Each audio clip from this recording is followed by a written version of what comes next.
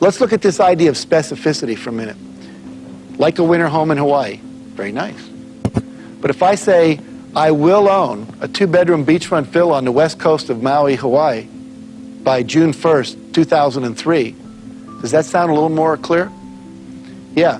And until you get specific like that, the creative part of your brain won't jump in and decide how to help you get there.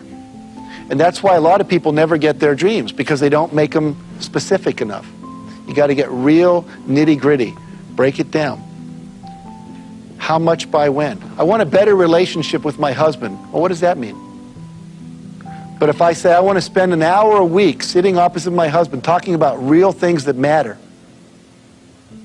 no TV on, eye-to-eye communication. Now that we can measure. Did you do it for an hour? Want to have more fun. What does that mean?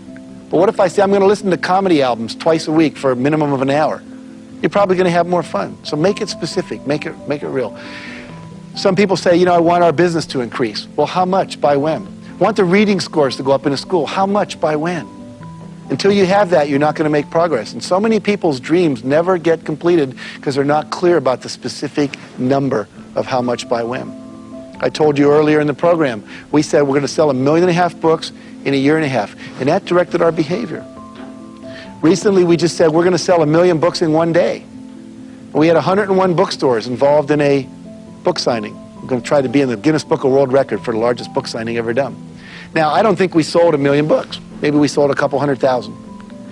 But by holding that question and trying to figure out how to do it, it moved us toward that goal. Now, maybe it'll take us 2 years to figure out how to sell 1 million books in one day, but it gets the thinking to expand out into that arena. Is this making sense?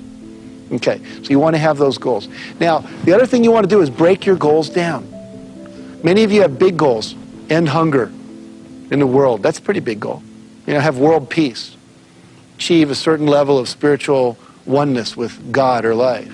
Big goals. When you first look at it, it's kind of overwhelming. But what if we were to break that down into little steps? It says, okay, I want to go to college and get a PhD. Gosh, I'm only a high school student. But the next step would be finish the math class, get an A in this, write for a brochure from a college, get a catalog, pick 1 or 5 colleges that I want to apply to. You know, just keep breaking it down to little steps and then figure out how to get all those steps done and put a date by each step and then start doing the plan. Someone said if you fail to plan, you're planning to fail. Does that make sense? Yeah, absolutely. One of my friends said, success by the yard is hard, by the inch it's a cinch. So we just break it down into small pieces. I was reading the Guinness Book of World Records because we were thinking about being in there, and this guy set a goal to eat an entire bicycle, tires and all. Now, how do you do that, right? Well, it took him 17 days. But what he did is he kept cutting the bicycle up and then melting it down into little swallowable pieces, and he ate them. I don't know how much stayed in, but he ate them, right? But the point being, anything can be done if you break it down small enough. Make sense?